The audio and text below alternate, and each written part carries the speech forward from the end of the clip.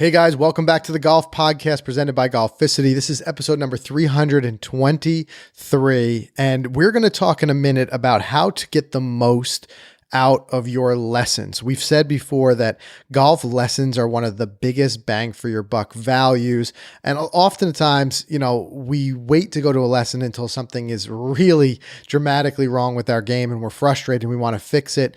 But we've talked before about lessons. We've talked about why they are important. So when you do get to that point, whatever the reason is, whatever the trigger is of the reason, whether it's you want to fix something or you just want to get better, whatever the reason is that you're going for that lesson, at the end of the day, you want to make sure you get the most out of it. Because for one, it's an investment of your time. For two, it's an investment of your money. And of course, who doesn't want to get the most bang for their buck? So we have three things that we have done when we've gone for lessons that we found have helped. They've helped us, be able to have longevity of what we've learned in that lesson and just feel like we're walking out of there really having worked on something, having gotten better, which is really the key here. So we're going to talk about all that in a minute. But Mike, you want to kind of tease and talk a little bit about this big giveaway we've got going on right now? Dude, how exciting is this, right? I mean, you and I, we had the fun time of putting up a pop-up sim in HQ last weekend. And it was great because it was easy to do. This was the Optishot 2 sim in a box, which if you don't know this thing, it comes with this swing mat that has all the technology in it. And the Golf in a Box also comes with this screen, an 8.5-foot pop-up screen. I'm sorry, net, and a mat that you can set in all of that technology, that hitting mat. And you and I put it up in an hour, not even. We were filming a video. It was quick. We did it. It was probably, if we weren't filming, it probably would have taken a lot quicker. But we put it up, and right away we were playing golf indoors, and it was so sweet. So the giveaway, which is now live, is 3 of these $800 Golf in a Box packages. 3 lucky winners are going to win a full package. How cool is that? That is so cool. And of course, a huge shout out to Optishot for working with us on this thing. And you guys know, if you've kind of followed along with what we have done with HQ and the new office that we started as of this year, January 1st, which unfortunately we're still not back there yet. We're still waiting for the opportunity where it's safe and healthy to go back. But, you guys know that we wanted to do a simulator, and immediately Optishot, the team over there, they reached out to us when they saw that, but they hit on one thing that we really like to hear, and that was that community piece.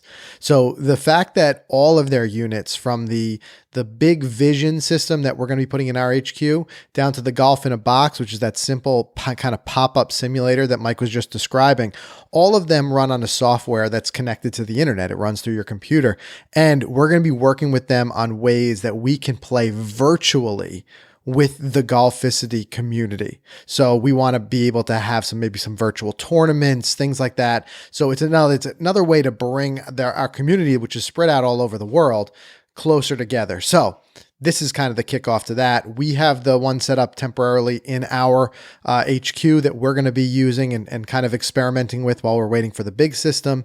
And we're going to be giving the 3 away. So that'll be 3 more people who can be involved. Plus, as we said, it's just a tremendous value. I mean, I love the fact that they kind of took the guesswork out. If you're just somebody who's you're not a techie and you just want to have a sim that you can work with and you don't want to have to worry about it, everything is there. It's a perfect idea. Golf in a box. You get the net, you get the screen, and you get the mat, and I'm sorry, not the screen. You get the net, you get the actual simulator brains, which is the Optishot 2, and you get this mat, you pop them all together, connect to your computer, and you're off and running. And then after that, we talked about in the video, it really is just limited only by your creativity, because once it's connected to your computer, you can go out and buy a projector, connect that. You can connect it to a TV screen, whatever you want to display it. So a lot of great stuff. We won't review everything here because it's all in that video. So make sure you guys check it out. And of course, we'll include the link in the show notes as well as in the description for the video. If you're watching this on YouTube or Facebook, we'll include that for entering the giveaway. So you got 2 weeks to get in there and get as many entries as you can. We're going to be excited to announce the winners in the end of this month and get those shipped out to you guys. So that's going to be a fun one. Can't wait. Can't wait for that. All right, so we're going to talk a little bit about, like I said, getting the most out of your lessons. First, though, as always, I want to do our Twitter tap-in segment. This is fun. Every single week, we get to engage with you guys, get a little bit of your feedback on some things, and we had a fun one with this week. Before we do, though, of course, we want to thank our sponsor, Titleist. Guys, if you're like most golfers, you're looking for more speed, more precision, more consistency in your game. The good news is both the Pro V1 and the Pro V1X will deliver on those promises. They're designed to fit your game regardless of your swing speed or your ability level. So the question is, what's really new? What's new with the Pro V1 and the Pro V1X? Well, first, a 17% thinner cover and a larger casting later create the fastest Pro V1 and Pro V1X ever. And a fast 2.0 ZG process core delivers a level of consistency that's unmatched in the industry. We got to see the consistency firsthand when we went out to the ball manufacturing plant in Massachusetts and got to see what goes on into it. It's incredible. The level of detail, it's just something that has to be witnessed. If you guys haven't seen that video, check it out. We had a lot of fun over there. If you are choosing between the two, the Pro V1 has a slightly softer feel, a little bit lower ball flight than the Pro V1X. The Pro V1X, a little bit higher flight, a little bit more spin and a firmer feel. So it comes down to feel, but it also comes down to trajectory. Best thing you can do, go for a ball fitting. But second best, I'd say grab a sleeve of either of both of them, take them out there, experiment, see which ones are holding the greens the way you want them to, see which one, the height you're getting, look into it, and then find the one that fits you. But both models have that proven drop and stop greenside control, lasting durability, and unsurpassed quality. So prove how good you can be. Tee up the new Pro V1 or Pro V1X on your next round. All right, guys. So diving into our Twitter tap-in. Again, like I said, we had a little bit of fun with this one. If you're not already following us, follow us on Twitter at Golficity so you can catch our Twitter tap-in every week and weigh in. Thank you, as always, for everybody who does respond, and some of you have posted some pictures, which we'll dive into in a second. But what we said this week on the Twitter tap-in is, how do you mark your golf ball? Let's see some pictures. And what I like about this, Mike, is that it's just one more way as golfers we can kind of show off our personality, be a little bit creative. And we did see some creativity here. But before we ask theirs, I want to see, do you have a specific way you mark your golf ball? Well, I play 98% of my golf with you. Right. I was going to say the same thing. And I know you you play the Pro V1 and I play the Pro V1X. We both have the G logos on them. So we basically know from the X versus the non-X whose is whose. Right. But on the other times when I'm out playing with some other people, I have a blue Sharpie marker that's hanging off my new bag. So I will just put a simple blue dot right next to the Titleist logo. There you go. It's remarkable how similar we are. And I was going to say the exact same thing. You literally stole the words out of my mouth, is that 99% of our rounds, it's the two of us. So I don't mark it because we just look for the X to know whose it is. Yep. But otherwise, what I will do is I will take whatever color and put a little dot, usually just above the S in Titleist. But otherwise, it's the Pro V1 and it's got the G, and then I know it's my ball. But let's dive into some of these here. One that I really like, this was really kind of cool. Jeff M, he said, I put a red semicircle under the number. It looks like a smile. And I figure a happy golf ball will behave better. Testing this theory. That's my favorite one, yeah. Testing this theory has so far yielded inconclusive results. But I like that. This is the one that I may, of anything, steal too. I like putting a little bit of, a reminder out there to continue to have fun, because when you go find that ball, a couple feet into the woods and it's smiling back at you, at least you have to smirk, right? I mean, come on. Right, exactly. I might even try that. I might steal that. I think that's a steal one. I might go as far as putting a full-blown smiley face on the ball, 2 dots and a smile. But that was great. And then you got a lot of jokers on here, which is hysterical too. Usually with some mud, Alexander Wiley, usually with some mud or a scuff mark from hitting a tree. And Derek says the same thing, usually with a tree or a cart path. So we got some jokesters in there talking about the scuff marks that makes their balls unique. I get that. There you go. Long time Mario listener, Price, no picture to show, just 2 dots at random. Yeah. Like that. Yeah. Okay. And then long time listener here, Mike Ryder, he shows that he's got the 2 red dots he puts on either side of the number below where it says Titleist there. So that's the one. So it's interesting that some people have consistency. Some people will mix it up. Alex Napier says, I don't mark mine unless it's a tournament. So similar to like what we're saying, like if you're playing by yourself or whatever. But he said they're already custom with the number and what I got printed on them from Titleist to honor my coworker and golfing buddy who died. So, I mean, that's really cool, Alex. I mean, sad to see that your buddy passed away, but really kind of a cool way to honor him by doing that custom stamping there. I like that. That was pretty cool to see.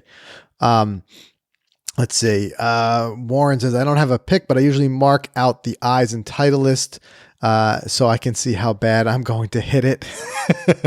Oh boy.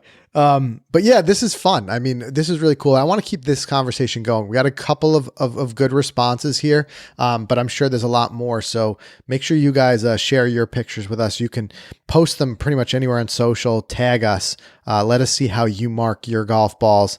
And you can comment below as well and let us know. But that was a fun little one. I think we got to do more of those, Mike, where we have some sort of post some pictures and see, because I do like that side of the game. Like I said, the spots where we can show off our personality a bit. Yeah, absolutely. I think it's a great idea. Yeah. I love it, man. All right. So let's do a word from the rest of our sponsors, and then I want to dive into talking about how to get the most out of your next golf lesson. Yeah, absolutely. And I'm excited about this topic because I've taken lessons from a bunch of people, and I just feel like it doesn't stick with me, but we'll get into that. So here we go, guys. Big stuff coming out of ShotScope. In case you're new to the podcast, ShotScope has been a partner of ours now for almost 2 years. They have an incredible product. They have an incredibly talented team of avid golfers. And like I said, we love the product. And what is the product? Well, it's a GPS watch with stat tracking capability, and it's awesome. You've seen us wear the V2. We've been back on the course this past week when we played Hollowbrook. We had him back on, fired him up. I was able to log first round of the year on there. But guys, the V3 and the G3 are coming soon. So the G3, for all of you who don't want to track, you could just have GPS only. Aesthetically, this thing is amazing. It's very Apple Watch-esque, in my opinion. It's smaller. It offers color bands. You guys are going to love it when you see it. And that G3 GPS launch price is going to be, or launch offer, I should call it, is going to be $159.99. And the V3 with full stack tracking capability, the launch offer there, $179.99. So we're going to dive into this a lot more as we get closer. I think we're maybe a couple months away still, but guys, just keep your ears peeled to the show and some of the social channels as we start promoting. But you guys are going to like what you see when it comes out. So stay tuned for that. And you know what's funny, Mike? My father messaged me the other day and he's like, I'm looking to buy a GPS watch. What should I do? Right. And I know him. I know he relies a lot on his rangefinder. He wants something simple and not too expensive. And I'm like, are you in a rush? Like, can you wait just a little bit? And he's like, yeah, why? I'm like, just wait for this G3. I'm like, because the price point, $160, is something that's not going to be beatable. I mean, he's looking around and you see some of these, there's some great companies out there, the Garmin S, whatever it is. I mean, we're looking at watches, GPS watches that cost, north of $300. And I'm thinking half the price. Plus with him, I'm thinking, I love the guy, but ease of use is important for him. He's just like, he's not the type of guy who's going to be going on the computer and doing all types of like crazy finagling and updates. I'm like, look, this thing, you get the app on your phone, you strap it on your wrist and just get out there and go. Like, and he's a perfect example of somebody who might not want stat tracking. You know what I mean? He's out there playing with his buddies. He's not doing anything to change his game. He's just out there having fun. He just wants to be able to glance down his wrist and not have to pull out his rangefinder every time. So I'm like, wheelhouse. So I'll report back once he gets it and see how he enjoys it. But I told him, just wait a little bit. That G3 is coming. Yeah, I love it. That's perfect. Yeah. And just want to thank FootJoy. At FootJoy, they know little something about the ground and its fickle nature. That's why FootJoy offers more styles for more players than any other brand. So you could take on every step, every condition, with every lie with full confidence. I mean, that's what they're all about. Whether it's the max performance of the all-new Tour X, which I wore last week and loved, the all-around comfort and versatility of the Flex XP, which I wear all around the house and love, and the timeless styling of the Dry Joist Tour, or a number of other shoes that FootJoy has. FootJoy, they offer shoes to fit every golfer's swing. So new to the lineup in 2020, guys, check it out. It's the all-new Pro SL. Been wearing this shoe as well. Lots of stability, more traction, more comfort than ever before, including their really sleek-looking new Pro SL Carbon with their carbon fiber features on it. Really cool stuff. So visit FootJoy.com to find the right shoe for your game. Yes. And the 2 cents that I would throw in is you guys got to go to FootJoy.com, check out their Find Your Shoe tool. We just played around with that a little bit last week. Really cool. I think it's 7 questions. It'll walk you through and it'll ask you specifics about your golf game, how you play, how often you play, stability questions, things like that. And it will direct you in the right direction for the best shoe for those situations. So really cool tool. Take you like 30 seconds to run through this thing. And I found it to be a huge help in selecting because there's just so many options. There's just so many options. Okay, so diving into, like I said, what we want to talk about here is getting more out of your golf lessons, because ultimately, as golfers, pretty much all of us are going to go for a lesson at some point. Some maybe more than others, but even if you just went for one lesson, you still want to get the most out of it. We've talked about it before. We've said golf lessons are one of the best investments you can make in your golf game. I know sometimes they can get expensive, especially with some of your top tier teaching professionals, but in way too, you get what you pay for. I've worked before with some top tier professionals. It might be almost double the cost. It might be working with someone else, but I feel like I get almost double the result out of it. But again, also not knocking guys who are on the lower end of the spectrum and what they charge, because there's some really great value instructors out there. But the best thing you can do, we did a whole episode on this, on how to find the right coach or the right instructor for your game. Go back, check that out. But the best thing you can really do is just look around. And just because somebody is an excellent coach doesn't mean they're excellent for everyone. We've talked about this before. Certain students just work well with certain teachers. It's a personality type. It's a communication style. So sometimes it just takes a little bit of work, maybe take a lesson with someone, see if it's working before you buy a package, or ask around, or maybe, kind of go to the range and try to witness somebody giving a lesson and see if it's a style that you want to work with. Or you can even do one of the group lessons, which tend to be less expensive. You don't get the same one-on-one, but you can get a sense for someone's style, and then you can book a one-on-one lesson. But whatever it is, when you cross that bridge and you go for that lesson, you want to get the most out of it. So there's a couple of potential issues that pop up. Some of these have popped up for us, and just being aware of them really helps you to move past them. And the first one is working on just kind of ditching those preconceived notions. And I'll dictate a little story here that this could be any golfer. So you tell me, if this at all sounds like you. But let's just say golfer. Let's name him Jeff. Decides that he wants to go, and he's got this swing problem that needs to be fixed. And he struggles to make the necessary corrections at the range. Maybe our fictitious golfer, Jeff, downloads a couple of different YouTube videos, picks up a couple books. He's trying to work through this on his own, a little bit of DIY, but it's just not quite working. Maybe he gets a little improvement, but he's saying, all right, at this point, I need that one-on-one attention. So he decides to book the lesson, but heading into the lesson, he's already convinced that he knows what's wrong. Like, I know what I'm doing wrong. I just don't know how to fix it.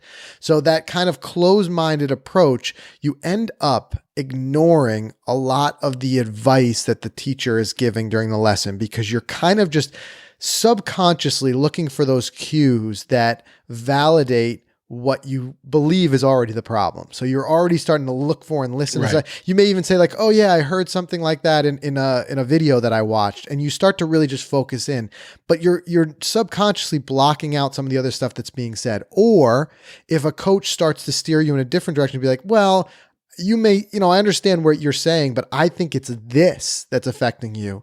You start to kind of debate that coach in your mind. You start to think like, nah, what is this guy doesn't know what he's talking about? It's not that, it's this. Right. And what happens is any progress that our fictitious golfer Jeff has had is really limited in the aftermath of the lesson, because he ends up being disappointed. He feels like that's not where, whatever it may be, he's kind of tuning him out. He's whatever. So ditching those preconceived notions, going in with an open mind, and I have no issue with it. We've been strong proponents of it. We've talked about it here before, of going and conveying to the coach what you're struggling with. In fact, the coach, the instructor, is most likely going to ask you, why are you here? What are you struggling with? What do you want to work on? And going in with as much, this is kind of like a bonus extra, of how to get more out of it, going in with as much information on your game as you can. Again, maybe not overwhelming the coach. They can steer the direction of the conversation and kind of tell you what they're looking for, but at least having it at the ready. Things like your stats. We've talked about this before. ShotScope, we have our stats on deck and we can show them whatever it may be. Or maybe you've had a couple indoor sessions on a TrackMan and you've got some of those numbers logged that you can show them. That type of stuff is going to be great. And any of that type of stuff that you can have going in, but ditching the preconceived notions of what it is, what you're doing wrong, and you just want a little bit of guidance, because you never know. There might be something that they're going to say that was not on your radar. And by not dismissing it because you think you already know at least 90% of the answer, you're opening yourself up to better learning. Does that make sense? No, it does make sense. I mean, I've taken lessons like off the rack in the past, where someone bought me like a 5-pack through like a local golf store with a pro that I'd never met or didn't know anything about, and I went in and just kind of based the lesson off of his teaching philosophy, and they dissected my swing and whatever, and then fast forward, and I got nothing out of that, and then fast forward, I went through and did a lot of stuff with Kevin Sprecher, but those I was more so like, all right, Kevin, this is the stuff that I need to fix. Like, I know I have the chicken wing issue and outside inning the ball, and I'm not getting my hips through. And so coming in with some things I've actually worked out better for me. Going in with kind of the plan, because like you said, the stats, the ShotScope, they've been helpful. They've been helpful for me to know where my miss is and to bring that in and to kind of work with the coach that way. Right. And that's what I'm saying. It's like going in with information is fine. Going in with a good description of your symptoms of what's the issue is fine. It's just not going in there with kind of a diagnosis already in mind. Being open to other diagnoses, being open to other suggestions the coach might make. I mean, think about it like this. It's like going to the doctor with some symptoms, and you're just going to say that. Yeah. And you're just dead set in your mind that you have XYZ disease. And then you walk out of there like somewhat disappointed because he says you've got something else. Or you're like, nah, this guy can't be right. It's about having that open mind. And of course, everybody can think with their own brain. And if you really feel like the guy was off and you didn't get enough out of the lesson, that's where it comes down to, like I said, a personality fit. Maybe you want to look somewhere else. But if I can just kind of promote one idea here, it's going with an open mind. And I struggled with this myself. I mean, I struggle with it more in a fitting than in a lesson. And we joke to this day, I can no longer say anything in a fitting, my fittings with I work with Kevin Sprecher, because he was so right on this one. But I was kicking and screaming, not wanting to try a hybrid.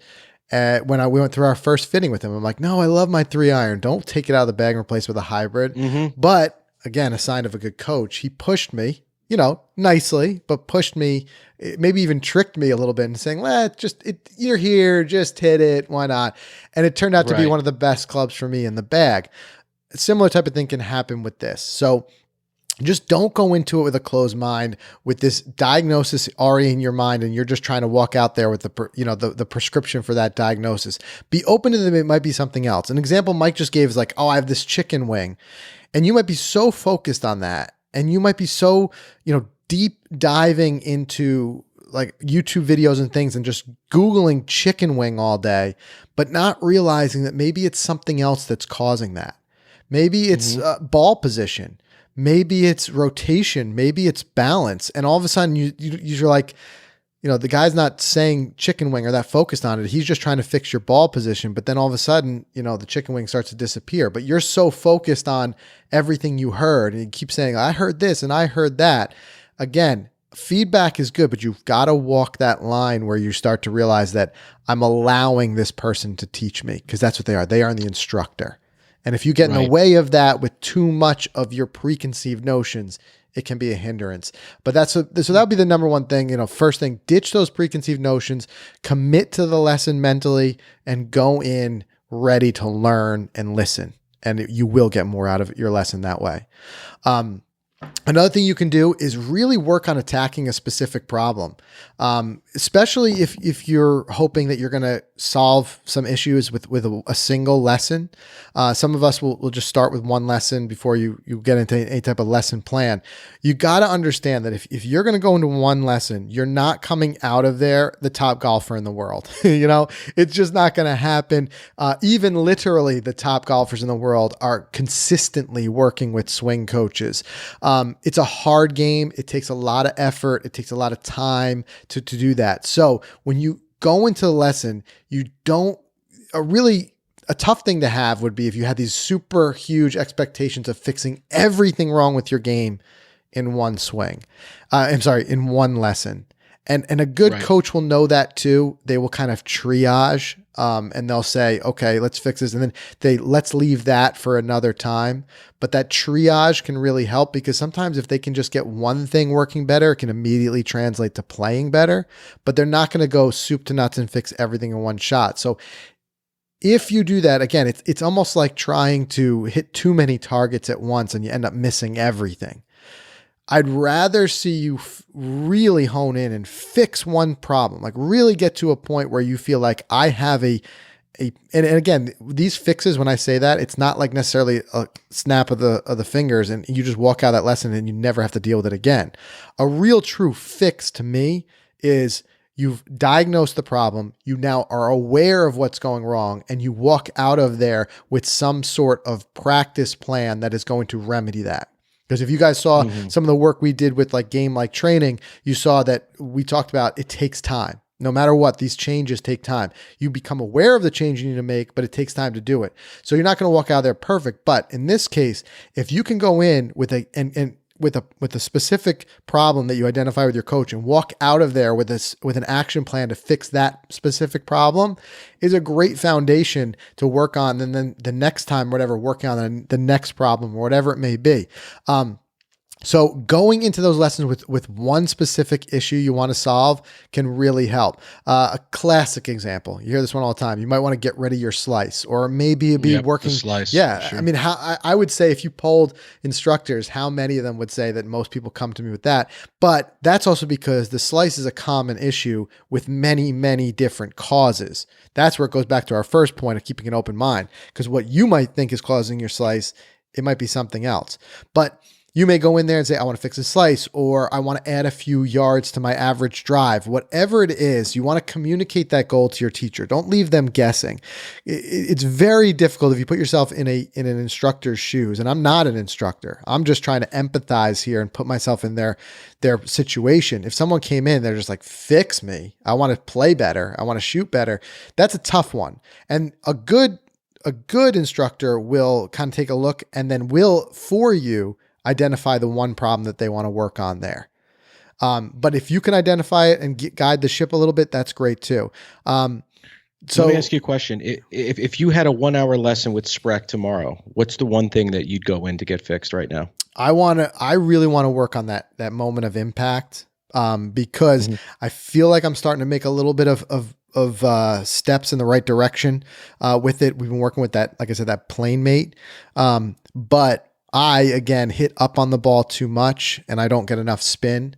So I want to work on that. I know more consistency, and I can build off of a previous lesson with Kevin, which was, as we were starting to work on it, noticed that I'm a righty golfer. I was not staying left enough during my backswing, and I was kind of swaying a little bit to the right, and I'd have to come back left.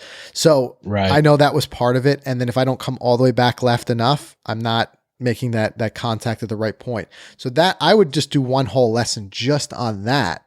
And if we could solve that one problem, I would feel like I've overcome a huge milestone. And I'm sure we will work on that at some point with him. But that's what's on my mind. But again, you don't need to be, especially if you're one of the newer golfers, you don't need to be adept enough to 100% know what's wrong. If you put your hands you put yourself in the hands of a good coach, they'll probably identify it. But I want to set that expectation again. You're not going to fix everything in one lesson. And if your coach does steer the ship of saying, like, let's just focus on this today, don't be disappointed by it. There's a good reason behind why you're doing it. And Right. and realistically, you're going to need to work on, the points that your teacher gives you, like I said, for some time. So again, it's not going to be solved instantly, but at least you'll come up with a plan of attack to get that thing, whatever it is, fixed. And also one more note, if you can do this, and again, I understand there's things like, different personalities that come into play. So you may have a lesson with someone and say, this guy or gal is just not the fit for me. I'm going to look around and try somebody different. Understand. Actually, I think it's a smart thing to do. And even coaches themselves will admit to the same thing. They'll say, just like, sometimes I'll send somebody to, a different coach because something with the communication between me and that student just wasn't working. Fine. Right. But if you do find a coach that clicks, one thing you can do that can help benefit yourself is try to stay with that same instructor for the long run. And that really kind of goes back to this idea of attacking a specific problem. By doing that and developing that relationship, and where the instructor knows what you worked on last time and what the lesson plan is, they can build off that, and they can start to, knock those problems off and check the boxes because they already know what you've worked on and they're ready to move on to working on the next thing. Right. And then that way you can, like I said, going through that triage and doing one thing at a time, it can be done a little bit more easily than if you were to switch coaches every single time you had a lesson. Then it's almost like starting over. You've got to describe what we did in the last lesson, what we fixed, and an instructor may want to see it for himself. He may want to work through that again, but otherwise, and two, there's so many great instructors out there now who are really leveraging different types of tools and things where they can help to that progression. Like, for example, a lot of them will have their TrackMan data, video stuff all hooked up to their database of students. So they've got that going, and they start to put a file together on you where they can look through and see where they left off. And it's not all just committed to memory. It's no different. Again, that doctor analogy. You go to the doctor, first thing he does is that he's got your file in his hand. He's not going to try to just remember everything, but you still may have a relationship with that doctor, but he or she is going to say, I want to look at the file so they can kind of go through and see where they're at. So that can be an important thing too. But speaking of file, that brings us perfect segue, Mike, into our last point. And that's ask for some sort of notes or take notes yourself, something that you have, because shoot, Mike, I mean, you know what it's like. It feels like sometimes that hour or half hour lesson goes by in a blink of an eye, and you're just so focused on what the guy or gal is saying, and you're trying to do what they're saying. I mean, what's the first thing that happens? You feel like your mind is a little spinning, and you're trying to quickly remember, and you start to forget things, right? Absolutely. And a lot of good teachers will record the lesson, send it to you. I would even record it myself if we had the ability to, if I could just fire up my iPhone on a stand and just record it. Because like you said, you want to remember, you want to bring that back home. You want to listen to it again, watch it again, and then go out in the range and kind of reteach yourself it all over again. So you don't forget it. I mean, it's the one thing, like the game, like training. I left that place like all excited and jazzed up. The next day, I kind of forgot everything that Zach and Ian taught me. Yeah. I mean, I had little pieces of it. Gladly, we got it on video, so I can always go back to that and watch it. But what about those people who don't record it? That's just it. Tough. There's so much value in that. Like, for example, some of those drills that those guys were putting you through were very detailed in the way they wanted you to execute them. So just having that ability to go back and rewatch it. But this also comes largely down to what we said earlier when we're first finding a coach and asking the questions before you set your lesson. And one question you can ask is, do you provide notes? Do you videotape the lesson? Do you mind if I videotape the lesson? And right, like Mike was saying, I mean, very easy to maybe set your cell phone up and just let it record so you can go back to specific moments. Or if a coach shows you a very specific drill, even if you're not recording the entire the whole lesson, you can say, hey, do you mind if I just record this and record you saying it? Because that way I can go back and refer to it instead of trying to remember everything you said. But yeah, right. A good coach will sometimes provide you with, I've seen before, printouts, step by step. I've seen them give you kind of sort of homework where they'll direct you to a couple of videos that either they or another instructor has created on the specific topic, so you can relook at it. But no matter what, you can't rely on remembering every little bit. And there's often a lot of nuances that go into it. So whether it be having the coach provide you with the notes or the recording, or you just doing it yourself, I mean, this would be my number one. If I put this on the top of the list, this would be my number one.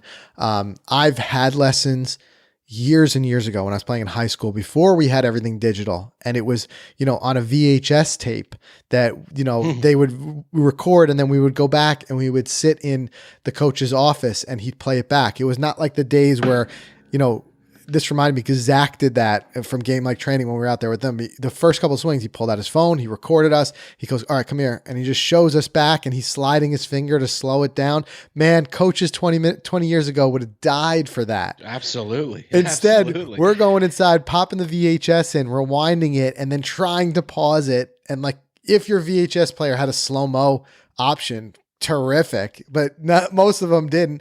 So you were just trying to do that. Most of them didn't, right? So now you got that ability. But like I said, even if the coach doesn't have or is not doing that, or is whatever their style is, it doesn't hurt to ask. It doesn't hurt to ask to do it yourself or record the whole lesson, record parts of it.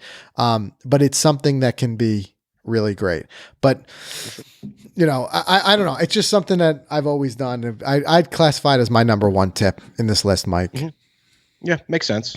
I think it's valuable. I mean, like I said, it's so easy to forget this stuff when you're done with it. I mean, our brains, the way they work nowadays, I'll forget something I said at the top of the show, for crying out loud.